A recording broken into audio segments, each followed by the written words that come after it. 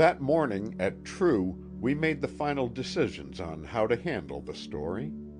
Using the evidence of the Mantell case, the Childs Whitted report, Gorman's mystery light encounter, and other authentic cases, along with the records of early sightings, we would state our main conclusion, that the flying saucers were interplanetary. In going over the massive reports, Purdy and I both realized that a few sightings did not fit the space observer pattern. Most of these reports came from the Southwest states, where guided missile experiments were going on. Purdy agreed with Paul Riddell that any long-range tests would be made over the sea or unpopulated areas, with every attempt at secrecy. They might make short-range tests down here in New Mexico and Arizona, maybe over Texas, he said, but they'd never risk killing people by shooting the things all over the country. They've already set up a 3,000-mile range for the longer runs, I added. It runs from Florida into the South Atlantic. And the Navy missiles at Point Mugu are launched out over the Pacific. Any guided missiles coming down over settled areas would certainly be an accident. Besides all that, no missile on Earth can explain these major cases. Purdy was emphatic about speculating on our guided missile research. Suppose you analyzed these minor cases that look like missile tests. You might accidentally give away something important, like their range and speeds. Look what the Russians did with the A-bomb hints Washington let out.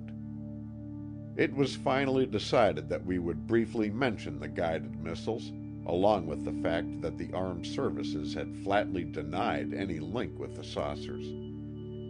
After all, interplanetary travel is the main story, said Purdy, and the Mantell case alone proves we've been observed from spaceships, even without the old records.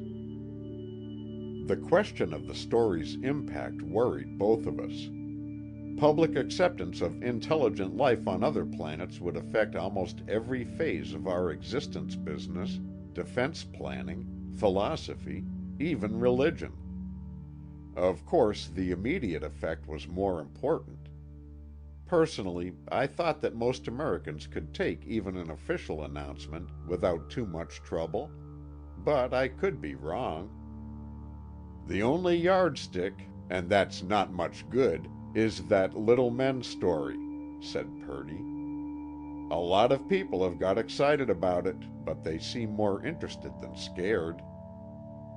The story of the little men from Venus had been circulating for some time. In the usual version, 2 flying saucers had come down near our southwest border. In the spacecraft were several oddly dressed men, 3 feet high. All of them were dead. The cause was usually given as inability to stand our atmosphere. The Air Force was said to have hushed up the story so that the public could be educated gradually to the truth. Though it had all the earmarks of a well-thought-out hoax, many newspapers had repeated the story.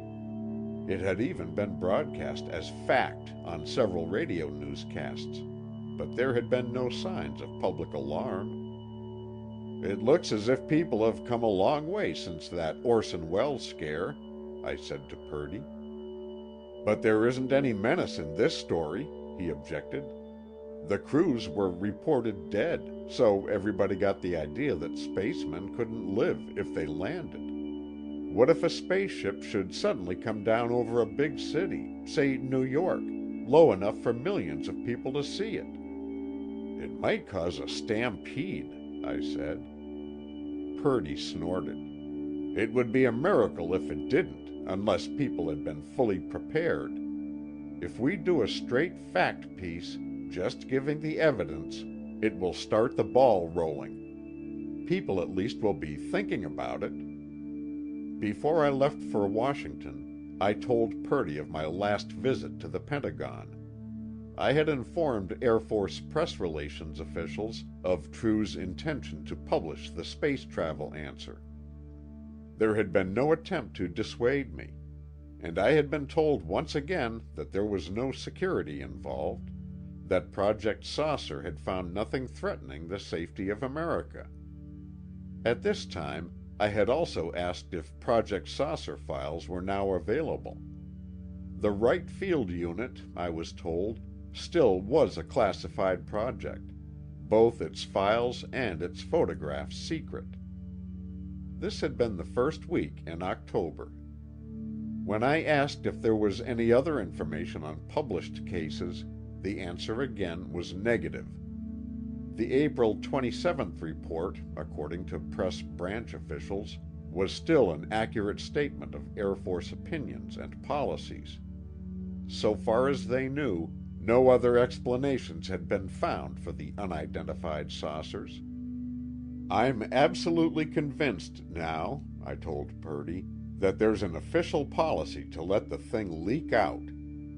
It explains why Forrestal announced our Earth Satellite Vehicle program years before we could even start to build it. It also would explain those Project Saucer hints in the April report." "I think we're being used as a trial balloon," Purdy said thoughtfully. "We've let them know what we're doing. If they'd wanted to stop us, the Air Force could easily have done it. All they'd have to do would be to call us in, give us the dope off the record, and tell us it was a patriotic duty to keep still, just the way they did about uranium and atomic experiments during the war." He still did not have the name of the other magazine supposed to be working on the saucers, but it seemed a reliable tip. It later proved to be true, and from then on we worked under high pressure. In writing the article, I used only the most authentic recent sightings. All of the cases were in the Air Force reports. When it came to the Mantell case, I stuck to published estimates of the strange object's size. A mysterious ship, 250 to 300 feet in diameter, was startling enough. At first I chose Mars to illustrate our space explorations. But Mars had been associated with the Orson Welles stampede. Most discussions of the planet had a menacing note, perhaps because of its warlike name. In the end, I switched to a planet of Wolf 359. The thought of those 8 light-years would have a comforting effect on any nervous readers. The chance of any mass visitation would seem remote, if not impossible. But it would still put across the space travel story. As finally revised, the article, written under my byline, stated the following points as the conclusions reached by True. 1. For the past 175 years, the Earth has been under systematic close-range examination by living, intelligent observers from another planet. 2. The intensity of this observation and the frequency of the visits to the Earth's atmosphere have increased markedly during the past 2 years. 3. The vehicles used for this observation and for interplanetary transport by the explorers have been classed as follows. Type 1, a small, non-pilot carrying disc-shaped craft equipped with some form of television or impulse transmitter. Type 2, a very large, metallic, disc-shaped aircraft operating on the helicopter principle. Type 3, a dirigible-shaped wingless aircraft that, in the Earth's atmosphere, operates in conformance with the Prandtl theory of lift. 4. The discernible patterns of observation and exploration shown by the so-called flying discs varies in no important particular from well-developed American plans for the exploration of space, expected to come to fruition within the next 50 years. There is no reason to believe, however, that some other race of thinking beings is a matter of 2¼ centuries ahead of us. Following these points, I added a brief comment on the possibility of guided missiles, adding that the Air Force had convincingly denied this as an explanation of any sightings. As Purdy had suggested, I carefully omitted 10 minor cases that I thought might be linked with guided missile research. If disclosing the facts about space travel helped to divert attention from any secret tests, so much the better. True accepts the official denial of any secret device, I stated, because the weight of the evidence, especially the worldwide sightings, does not support such a belief. Most readers, of course, would know that some guided missile experiments were going on, and that True was fully aware of it. But our main purpose would be achieved. The fact that the Earth had been observed by beings from another planet would be fully presented. Some readers, of course, would reject even the fact that the saucers existed. Others would cling to the idea that they were of earthly origin. But the massive evidence would make most readers think. At the very least, it would plant one strong suggestion: that we, men and women of the Earth, are not the only intelligent species in the universe. When the article was finished, it was tried out on True's staff, then on a picked group that had not known about the investigation. One editor summed up the average opinion: "It will cause a lot of discussion, but the way it's written, it shouldn't start any panic." The January issue in which the story ran was due on the stands shortly after Christmas. With my family, I had gone to Ottumwa, Iowa, to spend the holidays with my mother and sister. While I was there, the story broke unexpectedly on radio networks. Frank Edwards, Mutual Network newscaster, led off the radio comment. He was followed by Walter Winchell, Lowell Thomas, Morgan Beatty, and most of the other radio commentators. The wire services quickly picked it up. Some papers ran front-page stories. The publicity was far more than I had expected. I phoned a reporter in Washington whose beat includes the Pentagon. "The Air Force is running around in circles," he told me. "They knew your story was due, but nobody thought it would raise such a fuss. I think they're scared of hysteria. They're getting a barrage of wires and telephone calls." That night, as I was packing to rush back east, he called with the latest news. "They're going to deny the whole thing," he said. "But I heard one press branch guy say it might not be enough. They're trying to figure some way to knock it down fast." Next day, while changing trains at Chicago, I saw the Air Force statement. The press release was dated December 27, 1949. Without mentioning True, the Air Force flatly denied having any evidence that flying saucers exist. After examining 375 reports, the release said, Project Saucer had found that they were caused by 1. Misinterpretation of various conventional objects, 2. A mild form of mass hysteria or war nerves, 3. Individuals who fabricate such reports to perpetrate a hoax or to seek publicity. Evaluation of the reports of unidentified flying objects, said the Air Force, demonstrates that they constitute no direct threat to the national security of the United States. Then came the clincher.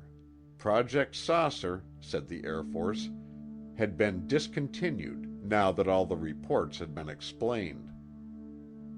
It was plain that the release had been hastily prepared.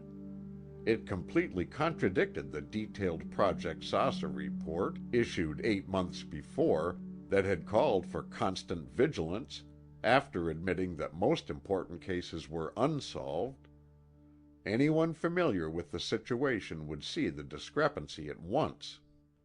From Washington, I flew to New York, where I found True in a turmoil. Long-distance calls were pouring in. Letters on flying saucers had swamped the mailroom. Reporters were hounding Purdy for more information. A hurried analysis of the first 100 letters showed a trend that later mail confirmed. Less than 5% of the readers ridiculed the article. Between 15 and 20% said they were not convinced. A few of these admitted they could not refute the evidence. About half the readers accepted the possibility. Most of these said they saw no reason why other planets should not be inhabited. The remainder, between 25 and 30%, said they were completely convinced. Even the disbelievers asked for more information. The intelligence level of the average letter was gratifyingly high. Comments came from scientists, engineers, airline and private pilots, college professors, officers of the armed services, and a wide variety of others, including far more women than True's readership usually includes. Several confidential tips had come in when I arrived. Most of them were from usually reputable sources. We were given evidence that Project Saucer was still in operation. Since its true code name was not Saucer, it could be continued without violating the Air Force press release. This same information was received from a dozen sources within the next 2 weeks. We were also told that there had been 722 cases instead of 375. Meantime, a number of astronomers had come out with statements, pro and con. One of these was Dr. Dean B. McLaughlin of the University of Michigan.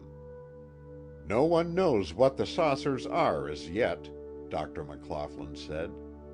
"They could be anything, and I'm willing to be convinced once the evidence is presented."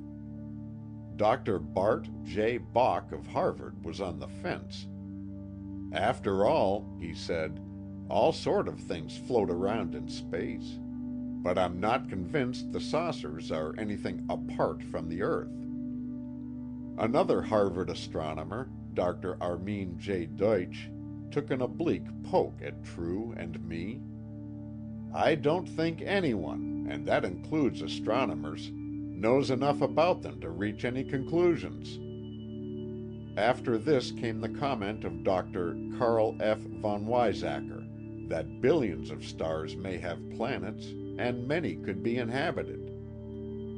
Within a few days we had a huge stack of clippings, some supporting True, some deriding us. In the midst of all this, I read scientists' comments on Einstein's new unified field theory, which had been printed about the time True appeared on the stands. A discussion by Lincoln Barnett, author of The Universe and Dr. Einstein, explained the basic premise, that gravitation and electromagnetic force are inseparable. As I read it, I thought of what Riddell had said. If gravitation were a manifestation of electromagnetic force, was it possible that an advanced race had found a way, as unique as splitting the atom, to offset gravity and utilize that force? It was during these first tense days that we ran down the White Sands story. This also ended another puzzle, the identifier of the magazine that we had feared might scoop us. The race had been closer than we knew. The editors of a national magazine had learned of Commander McLaughlin and the sightings at White Sands. 2 of the staff had carefully investigated the details.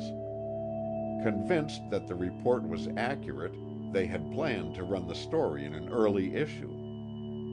Since True had appeared first with the space travel story, the editors agreed to release the McLaughlin report for use in our March issue.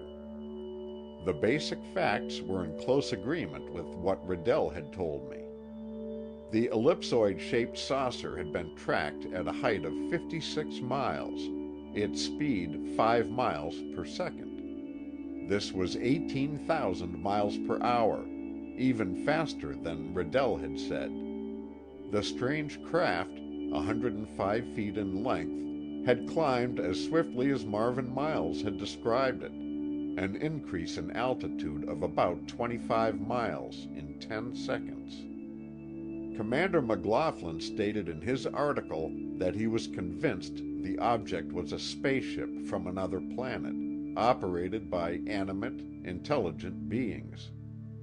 He also described two small circular objects, about 20 inches in diameter, that streaked up beside a Navy high-altitude missile. After maneuvering around it for a moment, both disks accelerated, passed the fast-moving Navy missile, and disappeared. It is Commander McLaughlin's opinion that the saucers come from Mars.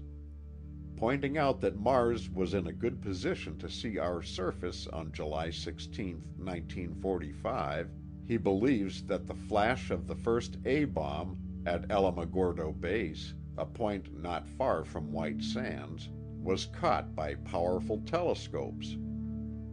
During the first week of January, I appeared on We the People with Lieutenant George Gorman.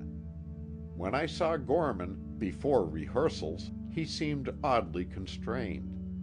I had a feeling that he had been warned about talking freely. During rehearsals, he changed his lines in the script.